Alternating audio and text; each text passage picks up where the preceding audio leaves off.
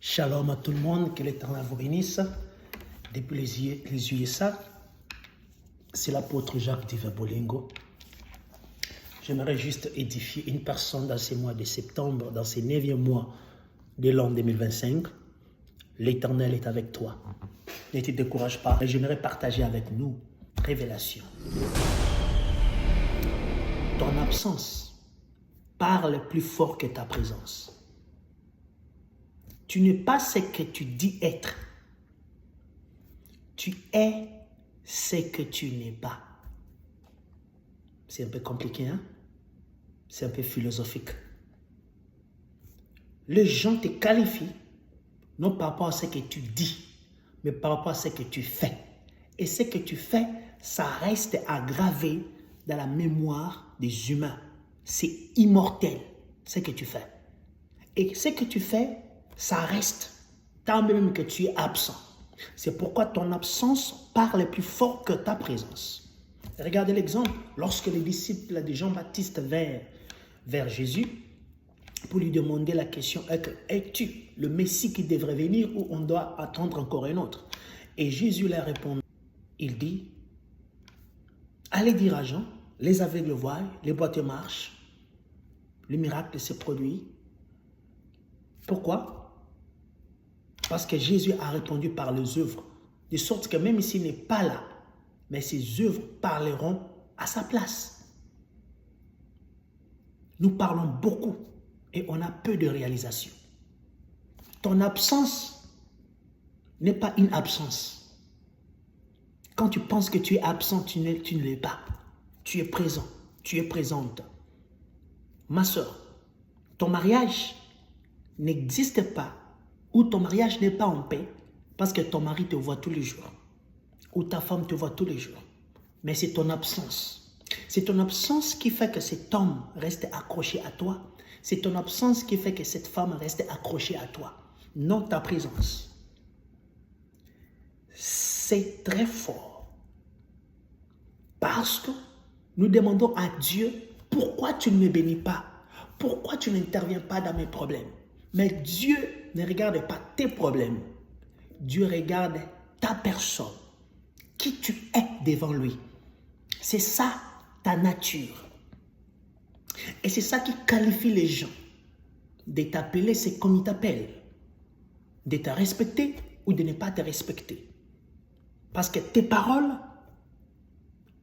ça ne te définit pas. Mais ce sont tes actions, tes œuvres, tes activités.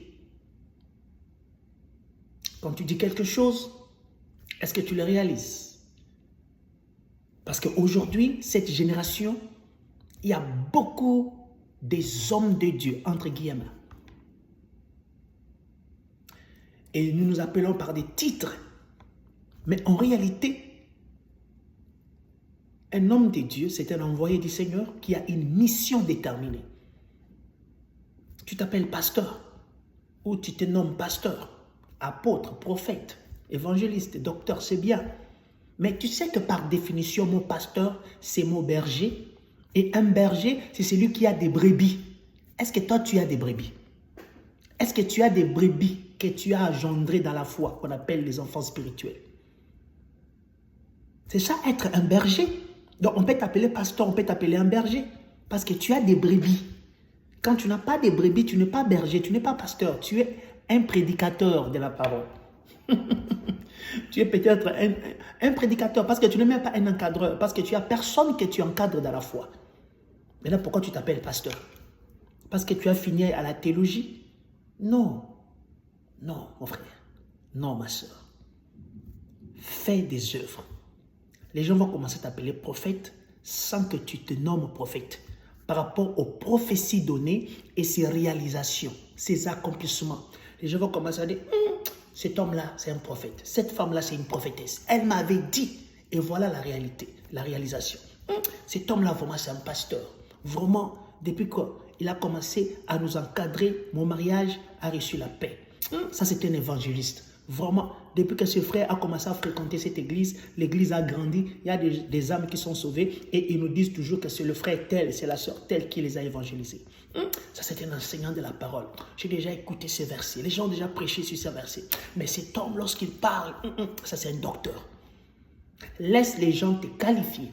Parce que c'est ça ta nature et c'est ça ta mission. Et c'est ça les dons que Dieu t'a donnés. Ne te force pas à avoir un don que tu n'as pas. Tu vas te faire souffrir. Et si nous partons en politique, les gens ne vont pas te supporter parce que tu es beau ou belle, ou parce que tu parles très bien français ou l'anglais, ou tu as beaucoup de diplômes. Les gens vont te supporter par rapport aux actions posées à la population. C'est ça qui va te qualifier de rester là où tu es, ou de rester encore dans ces sièges-là, tant bien même que le mandat tire à sa fin par rapport à tes réalisations. On a peu de réalisations, mais une grande gueule. On a peu de réalisations, mais on se vante beaucoup. On a peu de réalisations, mais on veut s'imposer. Jésus-Christ que nous servons aujourd'hui comme Seigneur Sauveur, ce sont ses œuvres qui nous poussent à les servir. Il est absent physiquement, mais il est présent. Parce que l'œuvre salvatrice de la croix parle plus que sa présence. Tu vois, dans ce mois de septembre, parle peu, agis, réalise quelque chose. Le Seigneur t'appelle dans le ministère. Apprends les ABC dans le ministère. Cherche une personne que tu vas appeler père spirituel, pas un encadreur. Tu iras trop loin, tu vas vite évoluer. Parce que tu vas apprendre des choses qui vont t'aider à avancer dans la foi. Mais si tu veux faire les choses de par toi-même, make sure que le Seigneur est avec toi aussi. Make sure que le Saint-Esprit est avec toi. Parce que les œuvres parlent plus fort que ta présence. Il y a une dame en France, elle est célébrée comme une héroïne, vous la connaissez, Jeanne d'Arc. Pourquoi on célèbre cette dame? À cause de l'acte qu'elle avait commis, qu'elle avait posé. On célèbre aujourd'hui Martin Luther King aux États-Unis, toute une nation de 350 millions d'habitants. Une journée où il n'y a pas de travail. On célèbre ces blacks, c'était noirs, qui a lutté contre la ségrégation raciale qui existait ici, contre les noirs. Qu'est-ce que tu fais dans la vie qui va impacter les autres, qui va impacter une génération? Je t'invite à commencer à concrétiser tes actions, à commencer à concrétiser tes paroles. Si tu promets quelque chose, fais un effort à le réaliser. Si tu promets que tu vas aller visiter une personne, fais un effort d'y aller. Et si tu ne vas pas aller, fais un effort de lui informer même 48 heures avant. Que mon frère, en tout cas, pour ces rendez-vous-là, je m'excuse, je ne serai pas là. Parce que tu ne connais pas aussi le programme de l'autre. Il va tout arrêter pour t'attendre et tu ne viens pas et tu n'appelles pas. Et après, tu vas te fâcher demain quand on commence à t'appeler un aventurier. Parce qu'un aventurier, c'est une personne qui ne prend pas les choses au sérieux. Un escroc, c'est une personne qui dit que ça, c'est l'eau, mais quand tu bois, c'est de l'alcool. C'est un escroc, il t'a menti en te présentant quelque chose qui n'y est pas. Tu vois? Sois un homme des actions, une femme des actions, que d'être une personne de parole et une personne qui ne fait que critiquer et qui ne réalise rien.